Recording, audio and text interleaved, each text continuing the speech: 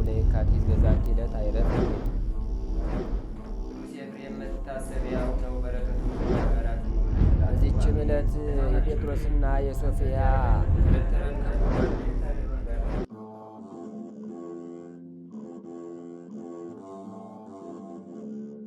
በስማ በወልዶ መንፈስ ቅዱስ አህዱ አምላክ አመስራ ወሰዱሱ ለሐምሌ በዛቲ ዕለት አይረፈ በዓለ ርስ ሰናይ ዮሴፍ ጻድቅ ፋሪያ ለእግዝእትነ ማርያም ድንግል። አንድ አምላክ በሆነ በአብ በወልድ በመንፈስ ቅዱስ ስም ሐምሌ 26 በዚች ቀን መልካም ሽምግልና የነበረው የእመቤታችን ድንግል ማርያም እጮኛዋ ድካሟን ለመሳተፍ ክብር ይግባውና ለጌታችንም አሳዳጊው ለመሆን የተገባው ጻድቁ ዮሴፍ አረፈ። እርሱም እመቤታችንን በእርሱ ዘንድ ካስጠበቋት ጀምሮ በሁሉ ነገር ያገለግላት ነበር። በመከራዋም ሁሉ አልተለያትም። በወለደችም ጊዜ በቤተልሔም ከእርሷ ጋር ነበረ። ወደ ግብፅም በተሰደደች ጊዜ ከእርሷ ጋር ብዙ መከራ ደረሰበት። ከዚህም ዓለም የሚለይበት ጊዜው በደረሰ ጊዜ ወንዶችና ሴቶች ልጆቹን ጠርቶ ተሰናበታቸው። እጆቹንም ዘርግቶ ነፍሱን በእግዚአብሔር እጅ ሰጠ።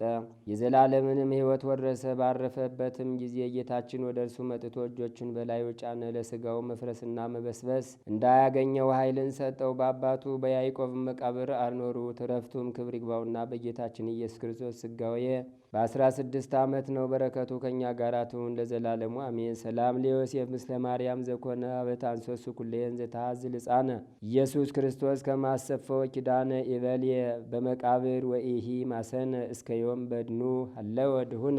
በዚችም ቀን ከአባቶች ሊቃነ ጳጳሳት ቁጥር ውስጥ የሆነው የእስክንድርያ ሊቀ ጳጳሳት ቅዱስ ጢሞቴዎስ አረፈ። በተሾመ ጊዜም የክርስቶስን መንጋዎች ከአርዮስ ከመቅዶኒዎስና ከሰባሊዮስ ተኩላዎች ጠበቀ። ይህም አባት በተሾመ በ6ኛው ዓመት ለክርስቲያን ወገኖች ደግ የሆነ ቴዎዶሲዎስ ነገሰ። በዚያችም ዓመት ክብር ይግባውና መንፈስ ቅዱስን ስለ ካደው ስለ መቅዶኒዎስ በቁስጥንጥንያ የተሰበሰቡ የ150 ቅዱሳን ኤጲስቆጶሳት ጉባኤ ተደረገ። ይህም አባት ጢሞቴዎስ ሊቀ ጉባኤ ሆኖ መቅዶኒዎስንና ሰባሊዮስን አቡሊናሪዎስንም ተከራከራቸው። ረትቶ ማሳፈራቸውን ነው። የክደታቸውንና የክርክራቸውንም ነገር የካቲት 1 ቀን ላይ ጽፈናል። ከዚህም በኋላ ይህ አባት በሹመቱ ዘመን አብያተ ክርስቲያናትን በማነጽና በሚገባውም ስራ ሁሉ በእድሳታቸውም አሰበ። ለመጻተኞችም ቤቶችን ሰራላቸው። መንጋዎቹንም ሁልጊዜ ያስተምራቸው ነበር። በመልካም እውቀቱና በትምህርቱ ጣዕም ሁልጊዜም በማስረዳቱ በቀናች ሃይማኖት አጸናቸው። ከአርዮስና ከመቅዶኒዎስ ወገኖቹም ብዙዎቹን መልሶ ክብር ይግባውና ጌታችን ኢየሱስ ክርስቶስ ወደ ሆነች የቀናች ሃይማኖት አስገባቸው። በወንጌላዊው ማርቆስ መንበር ላይም 9 ዓመት ተኩል ኖረ። ከዚያም በኋላ በሰላም አረፈ። ለእግዚአብሔር ምስጋና ይሁን፣ እኛንም በጸሎቱ ይማረን፣ በረከቱም ከእኛ ጋር ትኑር ለዘላለሙ።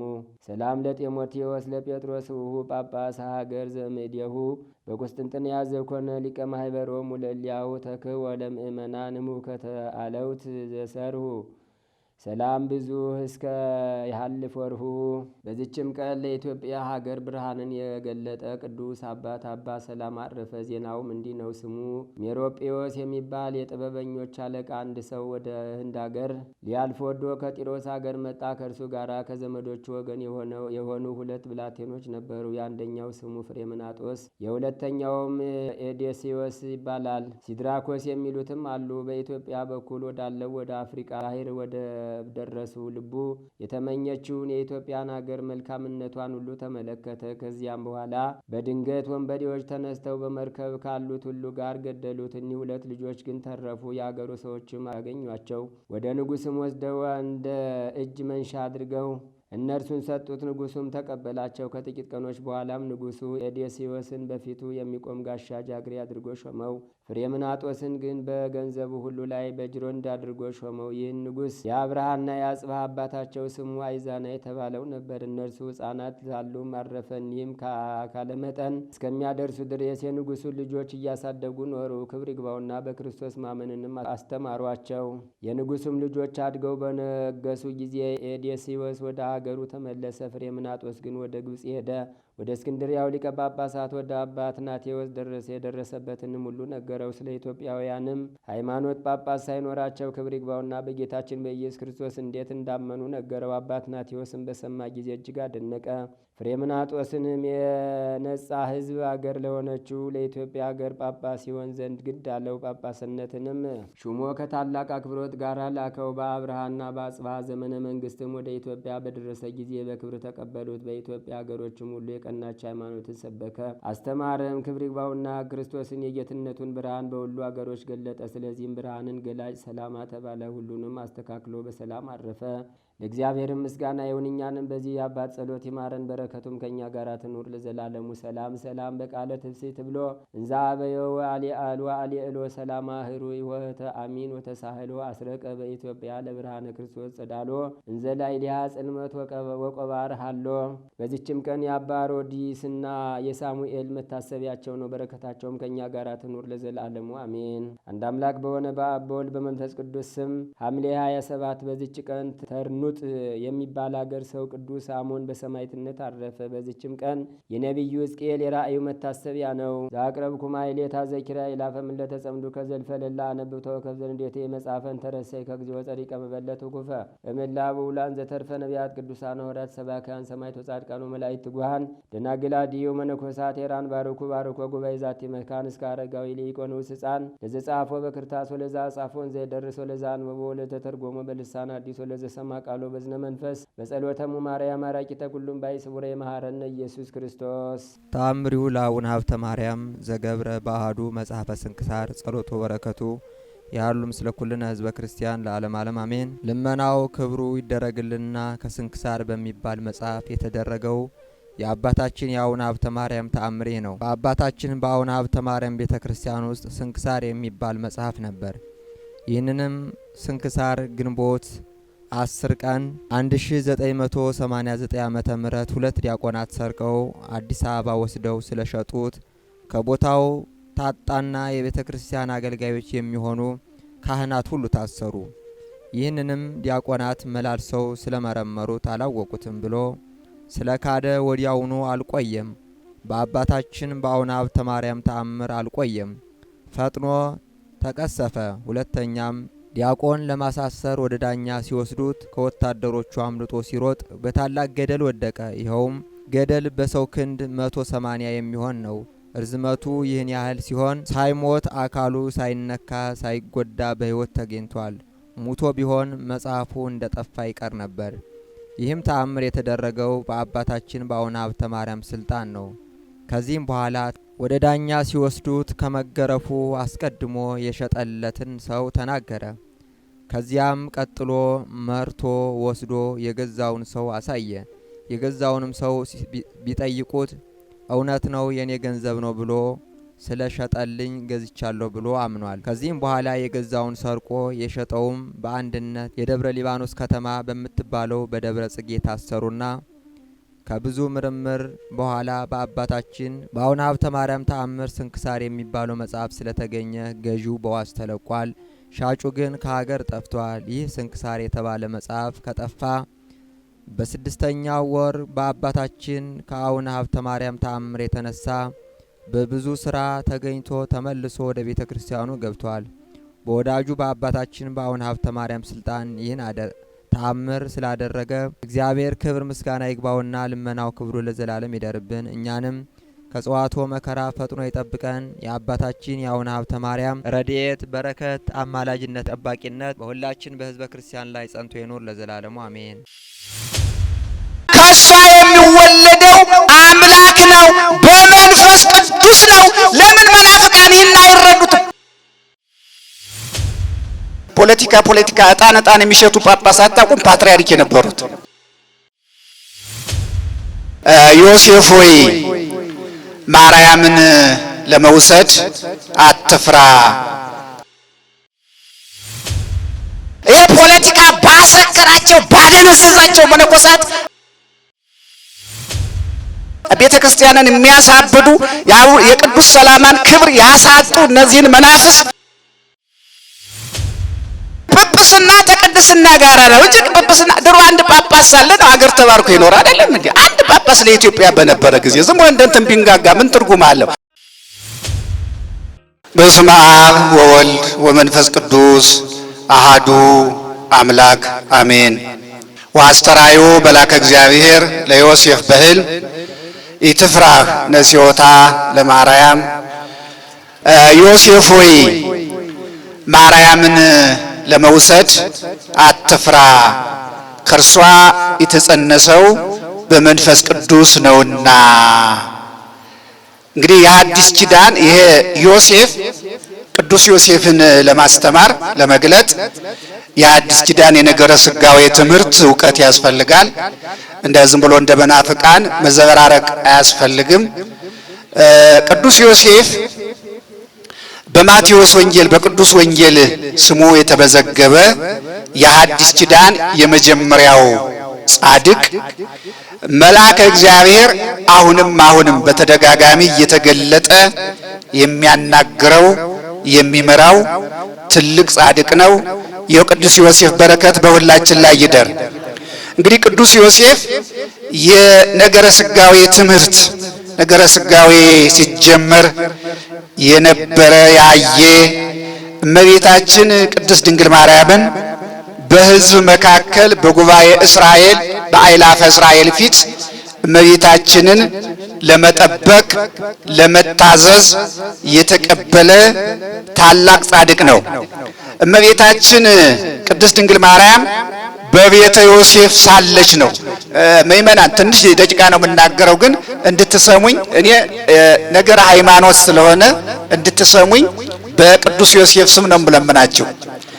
የእመቤታችን የቅድስት ድንግል ማርያም ልዕልናዋ፣ ክብሯ፣ ቅድስናዋ፣ ድንግልናዋ የተገለጸ በቤተ ዮሴፍ ሳለች ነው።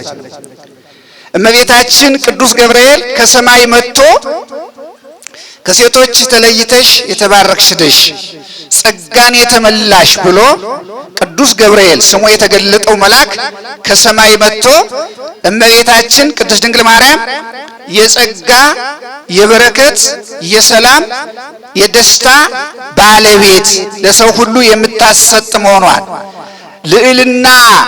ልዕልና ክብር ያላት መሆኗን መልአኩ መጥቶ ጸጋን የተመላሽ ነሽ ካንቺ የሚወለደው ቅዱስ ነው፣ በድንግልና ትጸንሻለሽ ትወልጃለሽ ሲላት እኔ ድንግል ነኝ ብላ ለመልአኩ የተናገረች ለመልአኩ የገለጸች መልአኩ ደግሞ ካንቺ የሚወለደው ቅዱስ ቅዱስ ተብሎ የሚመለክ ከሥላሴ አንዱ ነው ብሎ የነገራት ያከበራት እመቤታችን በቤተ ዮሴፍ ሳለች ነው። በቤተ ዮሴፍ ሳለች እመቤታችን ቅድስት ድንግል ማርያምን ቅድስት ድንግል ማርያም እንደ ቃልህ ብላ ቅዱስ ገብርኤልን እንግዲህ ጌታ ከፈቀደ ከወደደ እኔ ገረዱ ነኝ አሽከሩ ነኝ ለእናትነት ከመረጠኝ ይሁንልኝ ስትል የሰማይ አምላክ ሰማይ ምድር የማይችለው እግዚአብሔር ለስጋ እርገት ለቃል ርደት መሰረቱና የእመቤታችን ቃል ይኩነኒ የሚለው ቃል ሆኖ አምላከ ሰማይን በማኅፀኗ የጸነሰች ድንግል ማርያም በቤተ ዮሴፍ ሳለች ነው። ዮሴፍ ታላቅ ነው። እውነት ነው በሉ ምእመናን። ዮሴፍ ከቅዱሳን ሁሉ የከበረ ነው። እሱ ቤት እያለች ነው ያ ሁሉ ክብር የሆነው እና እመቤታችን ስለጸነሰች ዮሴፍ ተጨነቀ፣ አዘነና ይህ ነገር እንዴት ነው ብሎ ሲጨነቅ የእግዚአብሔር መልአክ ለዮሴፍ ተገለጠለትና ዮሴፍ ሆይ ከሷ የተጸነሰው በመንፈስ ቅዱስ ነውና ድንግል ማርያምን ለመታዘዝ አትፍራ። ከሷ የተጸነሰው ኢሳይያስን ጠቅሶ እንደው ደረቁ ሐዲስ ይሄ ነው ምእመናን። ኢሳይያስን ጠቅሶ አስቀድሞ በነቢዩ በኢሳይያስ 7:14 ላይ ድንግል በድንግልና ጸንሳ በድንግልና ወልድን ትወልዳለች ተብሎ የተነገረላት ይህቺው ድንግል ናት ተብሎ መጀመሪያ የተነገረ ለቅዱስ ዮሴፍ ነው። ያ የተተረጎመለት ለሱ ነው። ኢሳይያስ የተናገረው ለዮሴፍ ነው። ይህች ናት። ምእመናን መናፍቃን የሚያዋልቱትን ይህን የውሸት የቅጥፈት ያልተማሩ ሰዎች የሚዘባርቁትን አንዱን ታንዱ በመደበላለቅ የሚናገሩትን አትስሙ። ክፉ ቀን ነው እና ምንድነው መልአኩ ነው ለዮሴፍ የሚነግረው። ድንግሊቱ ራሱ ማቴዎስ ወንጌል ምዕራፍ 1 ቁጥር በምዕራፍ 1 ላይ ሙላውን ከመጽሐፈ ልደቱ ጀምረን እስከ መጨረሻው ስናነበው ይህን ነው የምናገኘው። እና ምንድነው የሚለው መልአኩ ለዮሴፍ የነገረው ይህቺ የጸነሰችው አስቀድሞ በነቢያት ድንግሊቱ በድንግልና ጸንሳ በድንግልና ተወልዳለች ተብሎ በተነገረው መሰረት ይህቺ ናት። እሷን ለማገልገል እሷን ለመታዘዝ የበቃህ ሁን ብሎ መጀመሪያ የእመቤታችን ልዕልና የእመቤታችን ዘላለማዊ ድንግልና የተነገረው ታላቁ ጻድቅ ቅዱስ ዮሴፍ፣ ታላቁ አባት ቅዱስ ዮሴፍ እሱ ሁላችሁን ይባርካችሁ። እና እንዲህ ነው የሚለው ከሷ የሚወለደው ይላል። እንደገና መልአኩ ያለው እንዲያውም ቅዱስ ቄርሎስ ይህንን ወስዶ ተርጉሞታል። ቅዱስ ቄርሎስ ታላቁ የቤተ ክርስቲያን አምደ ሃይማኖት የሚባለው ቄርሎስ ከሷ የሚወለደው ስሙ ኢየሱስ ነው፣ ሕዝቡንም ከኃጢአታቸው ያድናቸዋል የሚለውን ቅዱስ ቄርሎስ ኃይሎ ለስም ወፍካሬሁ አብጽሐ ቅዱስ መልአክም ሰማይ ኢየሱስ የሚለውን ስም ከሰማይ መልአኩ ይዞ መጥቶ ለዮሴፍ ነገረው። ዮሴፍ ነው መጀመሪያ የሰማው። ምእመናን ትልቅ ጻድቅ ነው። ዮሴፍን የመሰለ የቅዱሳን ሁሉ አባት ነው። ኢየሱስ ትለዋለህ፣ ከሷ የሚወለደው ዓለምን የሚያድን ነው። እሷ የአምላክ እናት ናት፣ እሷ ዘላለማዊ ድንግል ናት ብሎ መልአኩ የነገረው መልአኩ ያስረዳው የሰማይ መልአክ የተገለጠለት እውነተኛው ጻድቅ እውነተኛው አባት ቅዱስ ዮሴፍ ሁላችሁን ይባርካችሁ። ጌታ ሲወለድ በቤተልሔም ምእመናን እንግዲህ ዮሴፍን አሁን ዛሬ ስናከብረው 26 ቀን እረፍቱ ነው። በጣም ከቅዱሳን ሁሉ አብልጠን የምናከብረው ጌታ በቤተልሔም ሲወለድ ቅዱስ ዮሴፍና ሰሎሜ ነበር የነበሩት። ሰብአ ሰገል መጥተው ሲሰግዱ ወርቅ፣ ዕጣን፣ ከርቤ ሲያቀርቡ ቅዱስ ዮሴፍ ከእመቤታችን አጠገብ የነበረ እመቤታችን ያገለግል የነበረ በዓለ ልደተ ክርስቶስን ያከበረ ሰብአ ሰገልን ያየ የአዲስ ኪዳን የክርስትናው መሰረት ሲጀመር ድህነተ ዓለም ሲፈጸም የድህነተ ዓለም መሰረት ትልቅ ጻድቅ ትልቅ አባት ነውና እሱ ይባርካችሁ ሁላችሁንም። ቅዱስ ዮሴፍ ቅዱስ ዮሴፍ ትልቁ ጻድቅ እንዲህ ይላል ወያይመራ ዮሴፍ እስከ አመ ወለደት ወልደ ዘበኩራ። አሁን ይሄ ያልተማረ ጉባኤ ቤት ያልዋለ ዝም ብሎ የሚጣጣስ መጽሐፍ ቅዱስ ዝም ብሎ ምንም ንባቡን እንኳን በደንብ የማያነቡ ሰዎች ይህንን ዝም ብሎ አልፈው መሰረተ ሐሳቡን የቋንቋውን እንኳን የማያውቁ ሰዎች እየገለባበጡ የሚናገሩትን ውሸት አትስሙ። ዮሴፍ የበኩር ልጇን እስከ ወለደች ድረስ አላወቃትም የሚለውን ዮሐንስ አፈወርቅም ተርጉሞታል። የቤተ ክርስቲያን አባቶች የሚያስተምሩት እመቤታችን ጌታ ኢየሱስ ክርስቶስን በቤተ ዮሴፍ ጸንሳ ሳለ እመቤታችን ቦ አመታ ያይ ወቦ አመታ ጻአዱ ወቦ አመታ ይመለምል በማይጸኗ የነበረው እግዚአብሔር ወልድ መለኮት የጸነሰችው መለኮት ህብሯን መልኳን ይለዋውጣት ነበረ ይላል። እንዲያውም አንድ ትልቅ ቅኔ አለ፣ የሽማግሌዎች ቅኔ መልክዓ ብሬል የሚል አሁን እሱን አልለው እንዲያው በአማርኛው ብትሰሙት አሁን የሚጠጣው ወይም ጠጁ አንድ የሚጠጣ ጠጅ ነው ያለው እና ያ በብርሌው ውስጥ ሲሆን ብርሌው አይደለም የሚታይ ጠጅ። አሁን ዝም ብሎ የተጀጃለውን ጠጅ አይደለም፣ የአባቶቻችን የጥንቱን ያ መድኃኒት የሚሆነውን ጤና የሚሆነው እንጠጡም አልጋብዛችሁም ያሁኑን እና ምንድነው ያ ጠጁ በብርሌው ውስጥ ሲሆን ነው የሚለው ቅኔው። የሚታይ ጠጁ እንጂ ብርሌው አይታይም።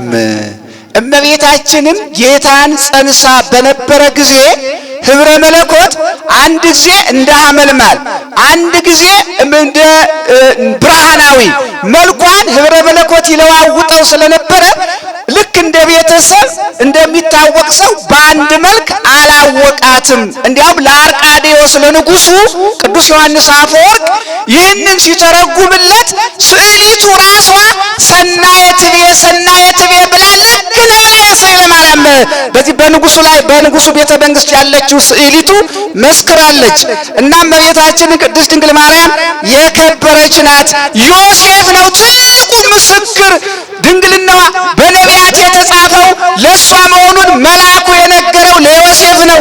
ዮሴፍ እመቤታችን ቅድስት ድንግል ማርያም ጌታን እንደወለደችው ስትጸንሰው የተገለጠ የእግዚአብሔር መልአክ ጌታ እንደወለደችው ደግሞ አንድ ሄሮድስ የሚባል የመንደር ዳኛ እመቤታችንና ጌታን ሊያሳድድ ስለተነሳ መልአኩ ልክ ቅዱስ ስለሆነ ዮሴፍ መልአክ ዝም ብሎ ለማንም ኃጢአተኛ ነገረኛ መልአክ ቀርቶ ደናጋኔልም አይገለጥ በእውነቱ እና እነዚያም ውሸት የተሞላ መቼም አጋንንት ክፉዎች ናቸው። እና መልአኩ ተነስቶ ተገልጦ ለዮሴፍ በምዕራፍ 2 እንደተጻፈ እናትና ልጁን ይዘህ ወደ ምድረ ግብጽ ሽሽ፣ ሄሮድስ ሕፃኑን ሊገለው ይፈልጋልና ብሎ በማቴዎስ ወንጌል እንዲያውም በአዲስ ኪዳን በቅዱስ ወንጌል ለብቻው የሚባለው ይሄ ነው። የማቴዎስ ወንጌል ምዕራፍ 2 በሌሎች ወንጌል ያልተጻፈ ማቴዎስ እንግዲህ ሰውኛውን የጻፈ በብዛት ማቴዎስ ስለሆነ ማርቆስ መድገም ነው የማቴዎስን መድገም ነውና በብቸኛነት የተጻፈ እናትና ልጁን ይዘህ ሂድ ሄሮድስ ሕፃኑን ሊገል ይፈልጋልና። ጌታ ወደ ምድረ ግብጽ ሲሰደድም እንደሚሰደድ በሕልም የተነገረ ለዮሴፍ ነው። ዮሴፍ በዚያ ዘመን በደከመ ጉልበቱ በዛለ ክንዱ በሚጦርበት በሚያርፍበት በሚከበርበት ስደትን ያህል ነገር እመቤቴን ተከትለ ጌታን ይዘህ ሂድ ሲባል አርጅቻለሁ ደክሜያለሁ አላለም። በሌሊት ነው ያቺ ራእይ ያየባት ሌሊት ሳትነጋ እመቤታችንን ይዞ ስንቋን ተሸክሞ ጌታን ይዞ ወደ ምድረ ግብጽ የተሰደደ ቅዱስ ዮሴፍ እንግዲህ ሲሰደድ ዮሴፍን ያሳደደ ሄሮድስ ነው እመቤታችንን ያሳደደ። ዛሬ እመቤታችንን የሚያሳድዱ መናፍቃን አሉ። ከነዚህ ሄሮድሶች እመቤቴ ተጠብቃቸው፣ እስቲ ተጠብቃቸው፣ አሜን በሉኝ። ድንግል አይደለችም እያሉ እመቤታችንን ቤተሰብ እየፈጠሩ የሚዘባርቁ በክርስትና ትምህርት ላይ ጠለሸት የሚቀቡ የአምላክን ቸርነት የሚያስተባብሉ ሐሰተኞች ሄሮድሶች፣ ነገረኞች፣ ከነዚህ ውሸታሞች እመቤቴ ድንግል ማርያም በሉ እስቲ ሁላችሁ ድንግል ማርያም ድንግል ናት በሉ፣ ቅድስት ናት በሉ ሁላችሁ እስቲ። ከሄሮድስ ተለዩ ምእመናን። እመቤታችን የከበረች ናት። እግዝእትነ ማርያም በሰማይ በምድር የከበረች ከፍጥረታት ሁሉ በላይ የሆነች ከእግዚአብሔር በታች የሆነች በንጽሐ ሥጋ በንጽሐ ነፍስ በንጽሐ ልቡና የከበረች ጌታን ስትወልድ ድንግል ጌታን ስትጸንስ ድንግል ከወለደች በኋላ ድንግል በእውነት ድንግል ተሕሊና ናት እመቤታችን። ከሐሳብ ድንግል ብቻ መሆን አይደለም፣ ከሐሳብ ከሐልዮ ከነቢብ ከገቢር ንጽሕት የሆነች እግዝእትነ ማርያም እስቲ የዮሴፍ እመቤት የከበረች ናት። እውነት ነው በሉ ምእመናን፣ የዛሬ ቀኑ ነው የከበረች ናት። ምእመናን እመቤታችን ቅድስት ድንግል ማርያም ዮሴፍ በቤተ ዮሴፍ የተቀመጠች 9 ወር ብቻ ነው። መምህራን የሚሉት 9 ወር ብቻ ነው። 12 ዓመት በቤተ መቅደስ 3 ዓመት በእናት በአባቷ ቤት 9 ወር ጌታን ስትጸንስ ነው በቤተ ዮሴፍ። ከዚያ በኋላ 34 ዓመት ከ3 ወር ከጌታ ጋር ነው። 3 ወርዋና 9 ወር ሲጋጠም 34 ይሆናል። 34 ጌታ ሲሰቀል 49 ዓመቷ ነው። ከ49 ዓመት በኋላ ወደ ቤተ ዮሐንስ ጌታ በተሰቀለበት ዕለት ወደ ቤተ ዮሐንስ ነው የገባች። እንግዲህ እመቤታችን ቅድስት ድንግል ማርያም በቤተ ዮሴፍ የገባች ዮሴፍን የባረከች ቅድስት ድንግል ማርያም እቤታችሁ ትግባላችሁ። ወላዲተ አምላክ ዮሴፍ እግዝእትነ ማርያምን ለመውሰድ አትፍራ፣ ከሷ የሚወለደው አምላክ ነው፣ በመንፈስ ቅዱስ ነው። ለምን መናፍቃን ይህን አይረዱት? በመንፈስ ቅዱስ ነው የከበረች እግዝእትነ ማርያም። በመሷ ሀብተ መንፈስ ቅዱስ በጸጋ መንፈስ ቅዱስ የከበረች ናት። ከእርሷ የሚወለደው ቅዱስ ነው ተብሎ ነገረ ሃይማኖት የክርስትና ሃይማኖት መጀመሪያ የተነገረው ዮሴፍ እና ዮሴፍ እንግዲህ ሄሮድስ የሚባል ክፉ ሰው አሳዶት ጌታን ይዞ እንግዲህ ጌታም የተሰደደው ሄሮድስን ፈርቶ አይደለም። በመጻሕፍተ ነቢያት ራሱ ጌታ የሚያስተምረው ብፁዓን ለይሰደዱ በእንተ ጽድቅ ስለ ጽድቅ የሚሰደዱ ብፁዓን ናቸው የሚለው ይፈጸም ዘንድ እሱ ጌታ ስደትን ለመባረክ ነው የሄደ እና ጌታ በምድረ ግብፅ 3 ዓመት ከመንፈቅ ጌታ በምድረ ግብፅ ሳለ ዮሴፍ ራሱ እመቤታችን ወደ ኢትዮጵያ ስትመጣ አብሮ ኢትዮጵያ መጥቷል። አሁንም እንዳለን ቅዱስ ዮሴፍ በስደቷ ጊዜ ኢትዮጵያ ላይ መጥቷል። በደመና መጥቷል። ዮሴፍ በደመና የመጣ ዮሴፍ ጻድቁ ዮሴፍ አሁንም በአገራችን ላይ ያለውን ነገር እሱ ያማልደን። በቤተ ክርስቲያን ይሄ ገንዘብ የፈለጉ ሰዎች እነዚህ እንደው በእውነቱ ብፁዕ ወቅዱስ አቡነ ተክለ ሃይማኖት የሚባሉ ጳጳስ አታውቁም? ይመና ፖለቲካ ዕጣን የሚሸጡ ጳጳስ አታውቁም? ፓትርያርክ የነበሩት የገንዘብ መልክማ እንኳን ማያውቁ አሁን ልክ ገንዘብ ያሳበዳቸው ሰዎች የምታውቁት ነው። እንደው በእውነቱ ዮሴፍ ይምጣና እንደው በአገር ላይም በቤተ ክርስቲያን ላይ ያለውን ችግር ቅዱስ ዮሴፍ ያማልደን።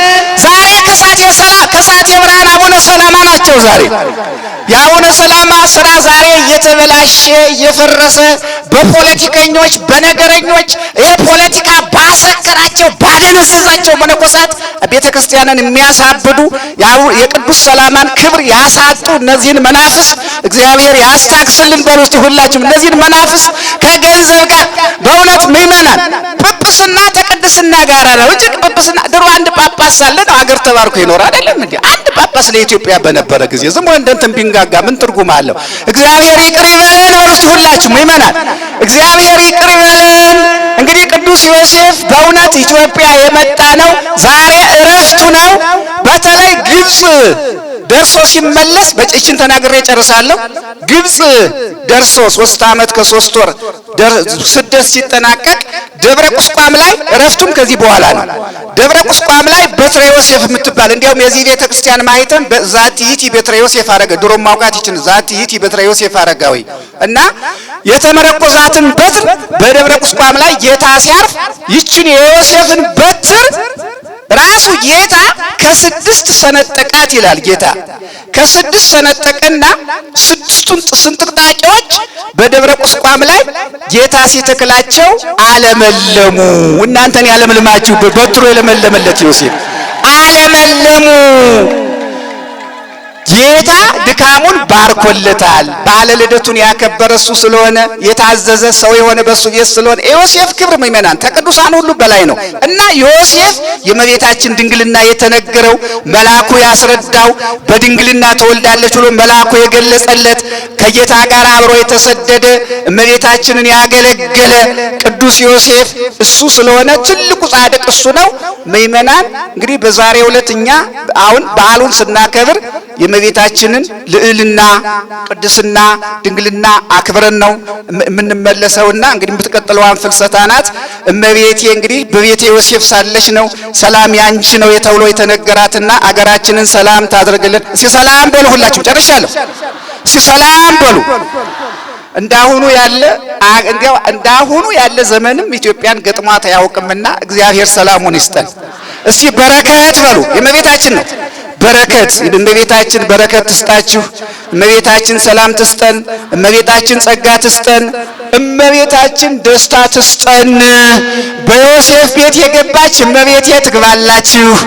በዘካርያስ ቤት በኤልሳቤጥ ቤት ገብታ ዮሴፍ ቤት ብቻ አይደለም እመቤታችን የገባች በኤልሳቤጥ ቤት ገብታ ጸሎተ እግዝእትነ ማርያም የተደረሰች ከኤልሳቤጥ ቤት ነው። ጸሎተ እግዝእትነ ማርያም እቺ ጸሎተ ማርያም እንላት ታበዮ ነፍሴ ከኤልሳቤጥ ቤት ነው የተደረሰች እመቤታችን የተናገረቻት።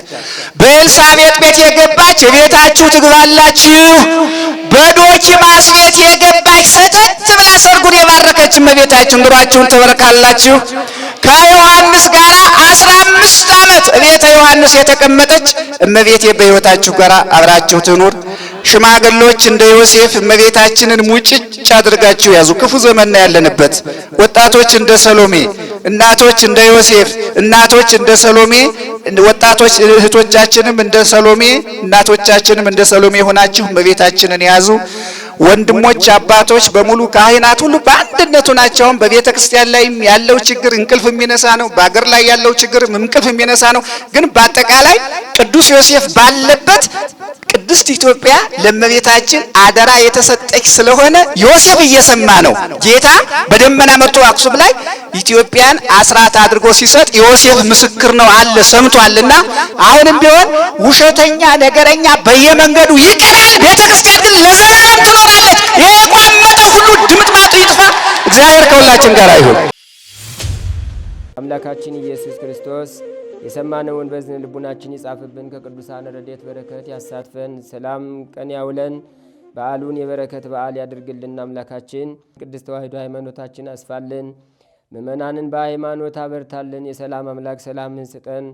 ቀኑን ባርከ ቀድሰ በሰላም አውለን። አቡነ ዘበሰማያት ይትቀደስ ስምከ ትምጻእ መንግሥትከ ወይኩን ፈቃድከ በከመ በሰማይ ከማሁ በምድር ሲሳየነ ዘለለ ዕለትነ ሀበነ ዮም ወኅድግ ለነ አበሳነ ወጌጋየነ ከመ ንሕነኒ ንኅድግ ለዘአበሰለነ ኢታብአነ እግዚኦ ውስተ መንሱት አላ አድኅነነ ወባልሐነ እምኩሉ እኩይ እስመ ዚአከ ይእቲ መንግሥት ኃይል ወስብሐት ለዓለመ ዓለም። በሰላመ ቅዱስ ገብርኤል መልአክ ኦ እግዝእትየ ማርያም ሰላም ለኪ ድንግል በሕሊናኪ ወድንግል በሥጋኪ እመ እግዚአብሔር ጸባኦት ሰላም ለኪ ቡሩክት አንቲ እምአንስት ወቡሩክ ፍሬ ከርሥኪ ተፈሥሒ ፍሥሕት ኦ ምልዕተ ጸጋ እግዚአብሔር ምስሌኪ ሰአሊ ወጸልይ ምህረታ በፍቅር ወልኪ ኢየሱስ ክርስቶስ ከመ ይስራኤለነ ኃጣውኢነ ተማኅፀነ ብኪ ኦ ተወካፌ ንስሐ ወሰራይ ኃጢአት ኢየሱስ ክርስቶስ ስረይ ኃጢአትየ ወኃጢአተ ኩሉ ሕዝብ ከማይሠራ ኃጢአት እግዚአብሔር ይፍታ።